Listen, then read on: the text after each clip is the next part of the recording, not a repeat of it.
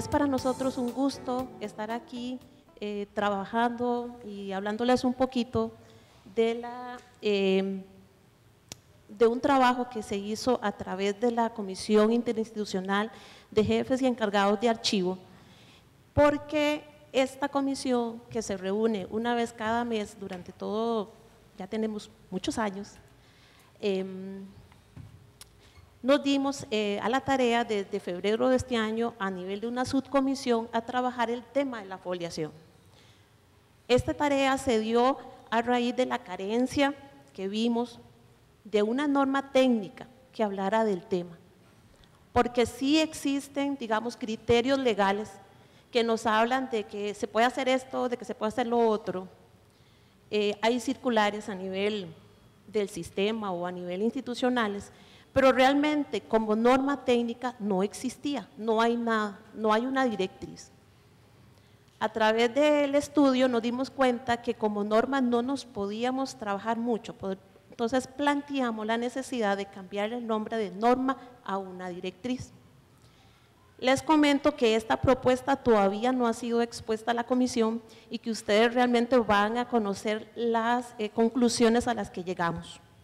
Y que esto consideramos que es necesario que el sistema, ya sea a nivel de los archivos centrales, de las instituciones, del ente rector, de alguna manera se siga trabajando el tema para ir agregándole otras cosas que tal vez por falta de tiempo, porque también en este espacio, las limitaciones para la exposición, no tuvimos el chance de meterlo todo, pero creemos y consideramos que es un tema importante y que se debe continuar su investigación.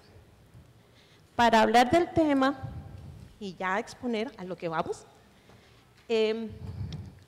les comentamos que la directriz o norma tiene varias partes y esta es la propuesta final.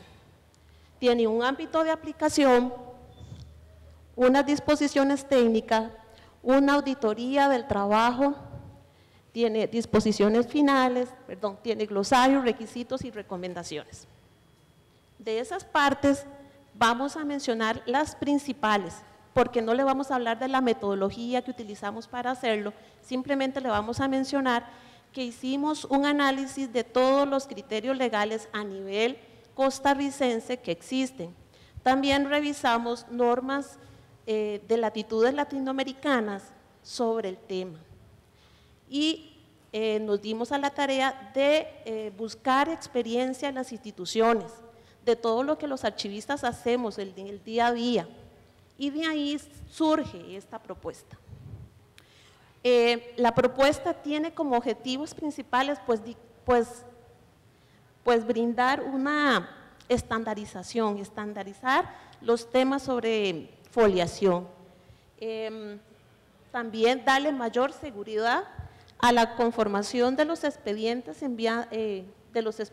evitando modificaciones que puedan hacernos que esa trazabilidad y esa administración pierda validez. Y por último también necesitamos que, como último punto de los objetivos, que se cumpla con normativa ya existente. Como les dije, era parte de la investigación. Ahora, dentro de esta propuesta tenemos unos requisitos que son los que nos van a dar las primeras pautas de cómo se va a hacer la tarea de la foliación dentro de los archivos. Pero primero hablemos, ¿a cuáles archivos está dirigida esta propuesta? A todos, porque consideramos que la propuesta de la norma de la directriz, o norma o directriz, como se llegue a nombrar, puede ser retomada por archivos centrales, archivos finales, archivos de gestión centralizados, particulares o privados. Entonces, les comento que los requisitos de esta directriz son como el preámbulo antes de llegar a las actividades de por sí que ya son las técnicas, la de foliación. Entonces, la primera que nosotros mencionamos es que para hacer la foliación de un expediente, en este caso también esta directriz viene siendo para los expedientes de carácter tradicional, papel. No estamos hablando ahorita de la foliación electrónica, y eso hay que aclararlo, que para hacer una directriz que mencione la parte electrónica debería de hacerse otra investigación, porque sinceramente es bastante el tema, es bastante profundo y debería de tomar otras políticas y procedimientos para hacerlo. El primer requisito que nosotros mencionamos es que para la foliación se debe pertenecer a un mismo trámite los documentos que se vayan a foliar, y esto independientemente de quién formula esos documentos. Deben pertenecer a un expediente y tener un sentido, ¿verdad? Deben obedecer a un expediente. Aquí ustedes pueden decir, bueno, pero es que yo también hago foliación de correspondencia. En este caso, como es directriz, como es una propuesta, entonces estamos mencionando que lo vamos a dirigir a ese tipo documental. Dice que otro requisito es organizarse en orden cronológico. Y esto es importante porque aquí viene un tema especial. Nosotros no podemos hacer foliación de documentos que no estén organizados, porque la foliación es después de haber realizado todas las actividades de organización, de clasificación y de ordenación. Y en esto es importante mencionar que la foliación consolida estas actividades de organización, no es algo que se pueda hacer antes. También dentro de los requisitos deben estar ordenados los documentos antes de iniciar con la foliación. Lo que yo les mencionaba, la foliación consolida las actividades de organización.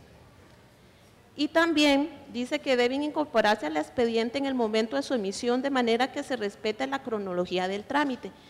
Y esto es importante. ¿En cuántas ocasiones nosotros mismos nos hemos encontrado que documentos que necesitamos agregar a expedientes se agregan mucho tiempo después de haber sido emitidos por la misma autoridad? Y entonces, ¿qué pasa con la trazabilidad del trámite? ¿Qué pasa con la accesibilidad de esa información dentro del expediente? Otro requisito es que no se deben incorporar duplicados innecesarios de los documentos al expediente.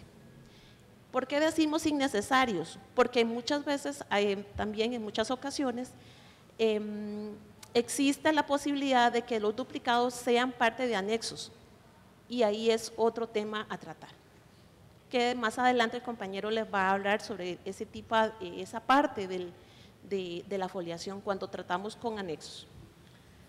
Y el funcionario encargado, dice, del trámite en desarrollo podrá ingresar información adicional al expediente justificando la importancia de incorporar dichos documentos siempre y cuando no altere el orden cronológico consecutivo, y de ser necesario lo debe refoliar. Si es necesario dentro de estos expedientes hacer una agregación, ya sea porque no existía en el momento preciso la información que tenemos ahorita, o porque de alguna u otra manera se hizo se encontró información luego de haberla ya trabajado, organizado, la persona encargada podrá hacerlo, pero tiene que cumplir con cierta normativa, con cierta actividad. Luego, dice que también se deben duplicar facsímiles que lo requieran. Esto es por aquello de que todavía se trabaja con ciertos papeles que con el tiempo borran información. Entonces, aquellos que lo requieran, porque ahora con todas las tecnologías, esto también ya ha sido un poco dejado atrás. Por último, dentro de los requisitos se dice que es incorporar documentos recibidos por medios electrónicos como evidencia de la cronología del trámite. Y esto es importante, Los expedientes de formato tradicional papel pueden tener una contraparte de formato electrónico y estos también deberían de cumplir con ciertos requisitos sobre foliación, sobre un índice electrónico, sobre otro tipo de procedimientos y políticas que deben ser trabajadas. Para ir ya adentrándonos en la parte técnica del detalle de la propuesta, nosotros hablamos de las disposiciones técnicas, que son como un conjunto de detalles que tienen que ver con la foliación de los documentos. Y esto se los voy a mencionar rápidamente. De verdad que esta exposición es como muy a enumerar puntos por puntos, pero consideramos que el tiempo no nos da, entonces es hacer una presentación somera ya a nivel de comisión y de los compañeros y colegas que requieran la información y la propuesta total, se la podemos en algún momento, ya la podemos compartir, pero aquí vamos a hacer una presentación muy general. Esta parte de la foliación dice que se debe de foliar de manera consecutiva. Si vemos, es totalmente técnico. Se dice que se debe iniciar con el 001 y no existe el folio 01. ¿Por qué 4 dígitos? Porque la norma debe indicar cuántos datos vamos a colocar desde un inicio. Podría ser 5, bueno, eso dependiendo de cómo la vamos a aprobar esa norma. Pero sí se debe indicar datos específicos desde un inicio. Se deben usar números arábigos y no emplear aquellos términos de A, B, C y D. Aquí hay una leve discrepancia a nivel de archivos y eso lo vimos en las conclusiones que trabajamos, porque hay archivos que hablan de que nosotros podemos hablar de un folio A, B, C, un BIS o un BIS 1, entonces, pero a nivel nacional, en nuestra investigación, detectamos que la mayoría trata de no hacer esta actividad así porque tiende a confundir al usuario del expediente y segundo, porque abre un portillo para que otras personas que están trabajando con los mismos expedientes puedan hacer la actividad y entonces la mayoría de los que nosotros investigamos no utilizan esa tarea de repetir el número y agregarle una subdivisión. Luego se habla también de cómo se debe foliar en la parte frontal, en la parte ya por necesidades de vista en el área superior derecha, cómo se debe hacer en el caso de que no haya espacio, todo eso lo habla la foliación. También se menciona cómo hacer cuando los documentos son de formatos especiales, cómo se deben de trabajar, cómo se deben de foliar a nivel del expediente. Y también en el caso de piezas documentales que ya son pruebas, digamos, y que deben incorporarse a un expediente y que ya ellas de por sí vienen con una foliación, esta propuesta las trabaja y las menciona. Y habla también de la parte de cuando se requieren abrir varios tomos, cómo se debe trabajar una portada para expedientes, en ese caso para los expedientes administrativos y trabajar también cuando se requieren foliar documentos sueltos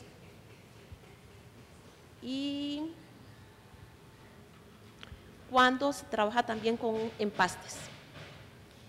Someramente esta es la parte de foliación, hay otras partes de la propuesta que el compañero Kenneth va a seguir comentándoles. Bueno, muy buenos días. Así rápidamente por una cuestión de tiempo, entonces voy a ir pasando las diapositivas para que veamos como los ejemplos que habíamos traído y si gustas me ayudas a pasarlas a las imágenes, por favor.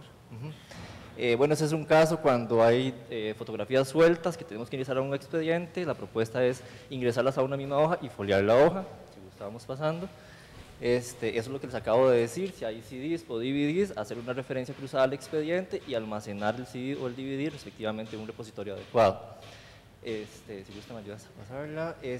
Nosotros proponemos que cada expediente tenga un índice y esa es la información que proponemos nosotros, que diga el número de tomo, qué tipo de expediente es, el año, qué tipo de acceso tiene, quién es el responsable, porque el responsable es el que se va a encargar de dar conformidad a ese expediente de acuerdo al orden cronológico, ¿verdad?